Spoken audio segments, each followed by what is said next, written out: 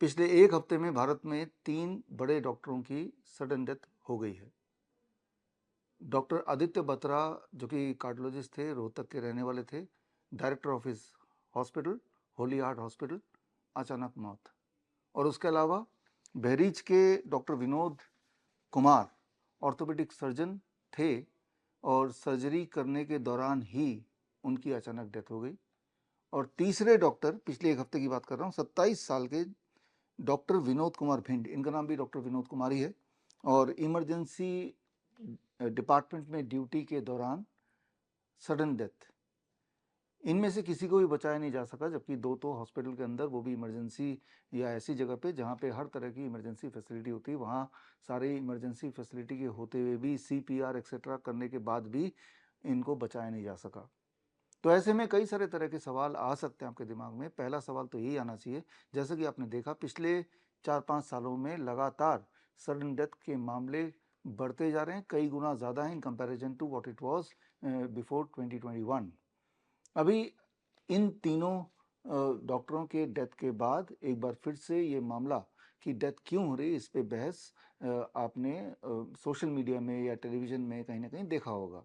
और बहस में जो फैक्टर्स नॉर्मली डॉक्टर्स बताते हैं या बता रहे हैं कि क्यों सडन डेथ बढ़ गई है, डॉक्टरों में भी बढ़ गई है और आम जनता में बढ़ गई है, तो स्ट्रेस लेवल बताते हैं, गलत खाने हैबिट बताते हैं, कम सोना बताते हैं, ये सारे बातें बताते हैं। लेकिन ज़रा सोचिए, जो भी फैक्टर्स हैं, क्या ये फैक्टर 2021 से पहले नहीं था? क्या तब लाइफस्टाइल अच्छी थी ज़्यादा? क्या तब सबका डाइट बहुत अच्छा था? ये सारे वो फैक्टर्स हैं जो कि 2021 से पहले भी उतने ही थे जितने कि आज हैं।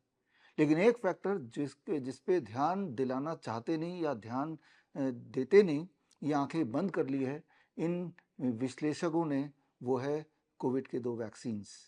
हमें ये याद रखना होगा कि 2021 के बाद कुछ भी नहीं बदला, सिर्फ एक चीज़ बदली कि भारत में अधिकतर पॉपुलेशन ने 2 खुराक लगा लिए हैं। ऐसा नहीं कि 2 खुराक जिन्होंने लगाए वो सबके सबकी डेथ होने ही वाली है या हो ही जाएगी, बट ऐसा ज़रूर है कि ये कोविड के वैक्सीन लगाने के बाद कई तरह की बीमारियां कई गुना बढ़ गई हैं। अगर आप भी उनमें से जिन्होंने कोविड के 2 डोज लगाए, तो आपको भली भांति पता है कि जैसा आपका शरीर 2021 से पहले था और 2021 के बाद, खास तौर पे ये दोनों कोविड के डोज लगाने के बाद, श्योरली वो शरीर आपका नहीं रहा होगा। ब्लड शुगर का बढ़ जाना अचानक से, या हड्डियों में हमेशा दर्द रहना, या फिर क्रॉनिक किडनी डिजीज़, कैंसर वगैरह, ये तो कई गुना ज़्यादा बढ़ गया है। महिलाओं में भी हर तरह की दिक्कतें, पीरियड्स की दिक्कत, वो एवरी थर्ड वुमेन में देखा जा रहा है आफ्टर 2021। इनफर्टिलिटी रेट भी कई गुना बढ़ गया है, इरेक्टाइल डिसफंक्शन भी कई गुना बढ़ गया है। तो ये सारे डेटा हैं, और इस डेटा को मैंने फाइंड किया from more than 3500 research papers. 3500 research paper इसके इर्द गिर्द छप चुके हैं। उन सब को जोड़ते हुए एक किताब हमने निकाली थी। किताब का नाम है वैक्सीनेटेड टू डेथ। ये किताब में आप पढ़ेंगे तो आपको यकीन हो जाएगा कि अभी खास तौर पे 2021 के बाद जो सडन डेथ के मामले आ रहे हैं, या फिर बीमारियां इतनी तेज़ी से बढ़ रही हैं, या इनफर्टिलिटी या इरेक्टाइल डिसफंक्शन इतनी तेज़ी से बढ़ रहा है, उसका एकमात्र कारण है, दैट इज़ कोविड के 2 खुराक। तो क्या कोविड के 2 खुराक ने हमें कोई फ़ायदा पहुंचाया है? याद कीजिए, जो लोग मुझसे जुड़े हैं 2020 या उससे पहले से जुड़े हैं, आपको ध्यान होगा 2020 में ही, जबकि ये कोविड के वैक्सीन नहीं आए थे, तब से मैं बताता आ रहा हूँ through my books, through press conferences, या फिर इस तरह के वीडियोस के माध्यम से या मेरे सेमिनार्स के माध्यम से, कि कोविड के वैक्सीन आएंगे तो आप लगाइएगा मत। उसके बाद सडन डेथ बढ़ जाएगा, पैरालिसिस बढ़ जाएगी, हार्ट अटैक बढ़ जाएगा, कार्डियक अरेस्ट बढ़ जाएगा, बीमारियां बढ़ जाएंगी, जो कि आज का सत्य है, जो आप देख ही रहे हैं। कई बार लोग बोलते हैं कि भाई आपने पहले क्यों नहीं बताया?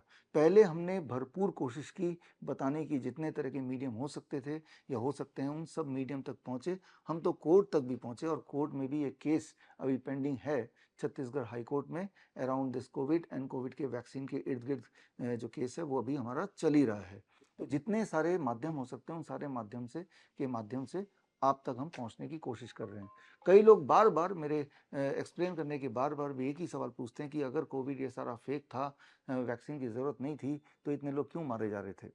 इतने लोग मर रहे थे, मर वही रहे थे जो हॉस्पिटल जा रहे थे। गौर से याद कीजिए, आपके आसपास जो भी लोग मरे, वो हॉस्पिटल गए, उसके बाद उनके डेथ की खबर आप तक पहुंची, और उनकी बॉडी नहीं पहुंची, वो वहीं पे रख लिया गया, और उनको जमा कर लिया गया। कारण ये कि उस वक्त जो मौतें हो रही थी, जो कि बाद में क्लियर होता चला गया, रेमडेसिविर, लेपनोविर, रेटनोविर, ये कुछ जहरीले दवाइयाँ हैं जिनसे मौतें हो ही जाती हैं। अगर हेल्दी इंसान को डोज ओवरडोज थोड़ा भी डाल दें तो वो मर ही सकते हैं। इसीलिए रेमडेसिविर उससे पहले भी बैन था और आज भी वो बैन है। कुछ दिनों के लिए उसको चालू किया गया था। जब ये भांडा फूटने लगा कि डेथ का कारण कोई कोविड नहीं है, डेथ का कारण ये रेमडेसिविर एक्सेट्रा है, तब ये दोबारा से बैन हो गया। इनफैक्ट कोविड का वैक्सीन भी बैन हो गया। और लेकिन सोच के देखिए, जब तीसरा डोज आया किसी ने क्यों नहीं लगाया? क्यों नहीं लगाया? क्योंकि सबके अंदर ये बात समझ आ रही थी, ये कोविड का जो वैक्सीन है ये अपने आप में एक खेल है।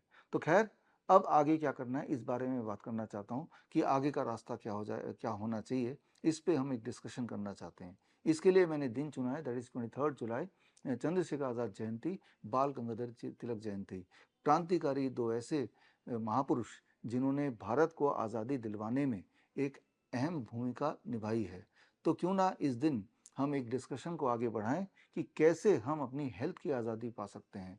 क्या उन्हीं डॉक्टरों के भरोसे पा सकते हैं जिन्होंने अपना खुद का हेल्थ का भी ध्यान नहीं रखा या रख नहीं पाए, या उन्हीं सारे प्रोटोकॉल को हमें फॉलो करना चाहिए? ज़रा सोच के देखिए कि अगर कोई हार्ट अटैक हॉस्पिटल के अंदर ही होता है, इमरजेंसी डिपार्टमेंट के अंदर होता है, तब भी बचाया नहीं जा सका, तो इससे आपको समझ आ जाना चाहिए कि ये जो सारा सिस्टम है, अगर हम समझते हैं ये फुल प्रूफ है, ये एविडेंस बेस्ड है, तो एविडेंस बेस्ड भी नहीं है और फुल प्रूफ भी नहीं है।